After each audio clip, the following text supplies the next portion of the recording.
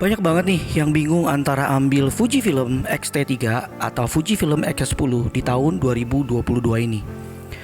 Karena secara price dan value kedua kamera ini 11 dan 12. Walaupun mungkin sudah banyak review di luar sana, tapi manakah di antara kedua kamera ini yang the best dan sesuai dengan kebutuhan foto video kita? Yuk kita diskusiin. Are you a photography and videography enthusiast? Because I am.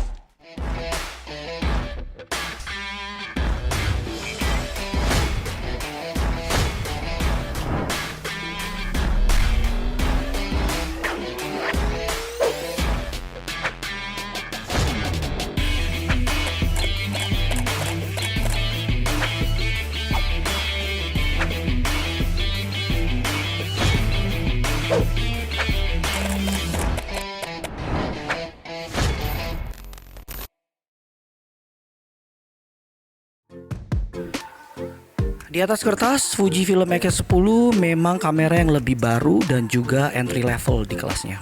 Sedangkan X3 cenderung 2 tahun lebih tua tahun rilisnya daripada X10 dan dikategorikan sebagai advanced mirrorless camera. Kalau dari dengar kategori ini, kayaknya X3 lebih diutamakan ya buat profesional daripada Fujifilm X10. Dan X10 diperuntukkan buat kita yang masih dalam tahap middle dan entry level. Tapi apakah benar 2 tahun lebih muda atau 2 tahun lebih tua bisa membuat big difference di keduanya atau di hasil pemakaiannya? Lanjut. Dengan megapiksel yang sama yaitu 26 megapiksel, tapi sensornya agak beda guys. X10 itu APS-C, BSI, CMOS sensor, sedangkan X3 itu APS-C, X-Trans, CMOS 4 sensor ya, itu di atas kertas ya. Mungkin membawa sedikit banyak perbedaan di performance di keduanya. Tapi aku yakin sih itu tipis banget dan gak begitu pengaruh di kedua performance terbaik mereka. Soal berat, X10 lebih lightweight dan small. Bedanya sih cuma 100 gram. Tapi ini juga gak terlalu signifikan. Hanya grip di X10 itu lebih solid dipegang daripada di X3. Tapi itu juga bisa jadi bahan pertimbangan karena kamera yang kamu butuhkan mungkin saja lebih pengen yang lebih solid dan rigid di genggaman tangan ya, seperti X3 dengan bodinya juga yang weather shield. Ya, weather shield X-T3 is the clear winner. Dengan weather shield kalian bakal pede buat shoot di outdoor di kondisi yang hujan-hujan tipis, romantis, angin pantai dan lain-lain. Tapi kalau kalian lebih baik shoot di studio atau indoor, fitur ini nggak terlalu terpakai sih. Jadi better list aja dulu deh kebutuhan kamu. Kalau kamu emang suka shoot yang agak ekstrim di cuaca atau medan yang cukup menantang, better kamu pilih X-T3. Kekuatan dan batas ISO sama sih, yaitu 160 sampai 12.800. Walaupun secara praktikal mungkin kita juga nggak mungkin ya sampai pakai ISO 12.800. So skip aja ya bagian ini. Nah ini dia pembeda yang paling signifikan di antara dua kamera ini adalah IBIS-nya yang sangat bantu kita untuk foto dan video di speed rendah, terutama di X10 dan juga kondisi low light. Pengambilan video juga menggunakan handheld itu lebih mudah di Fujifilm X10. Jika menggunakan gimbal, X3 pun dapat mendapatkan gambar yang non shaky. Tapi mungkin kalau dalam keadaan kondisi handheld, ya itu tergantung dari kemampuan handheld kita masing-masing. Kalau kalian penggemar yang suka intip-intip viewfinder, jelas X3 lebih unggul guys, karena dia lebih 1000 dot buat viewfindernya daripada X10. Tapi itu kalau penggunaan kamu banyak menggunakan viewfinder.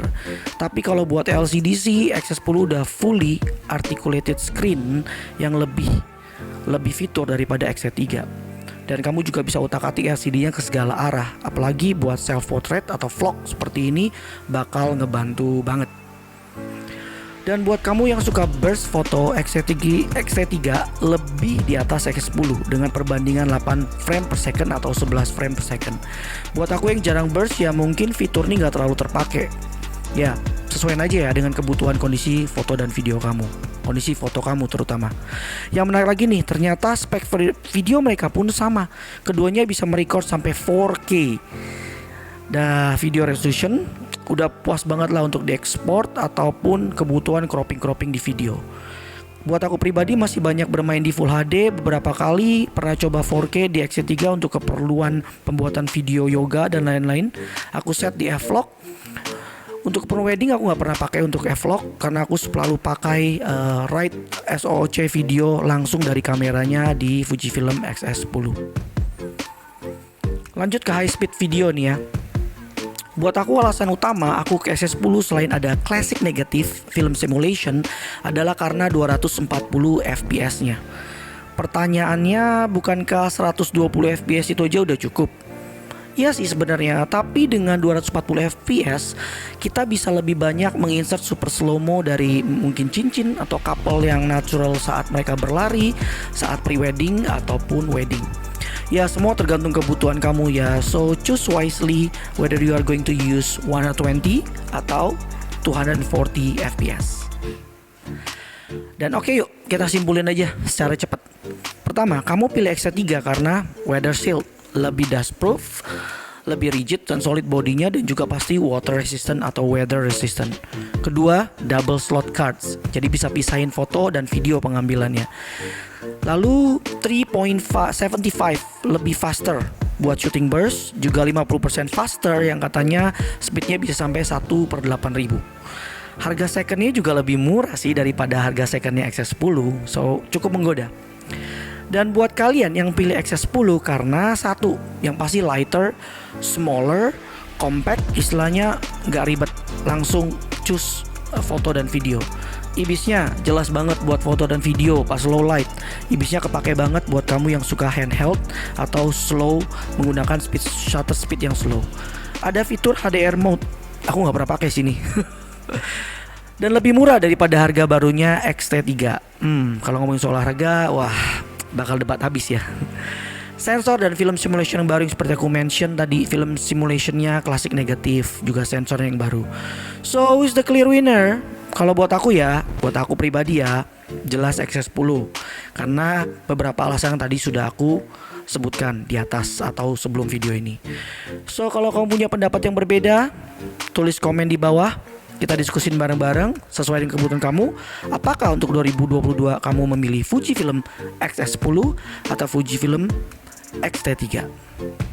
Gua Jimmy, pamit.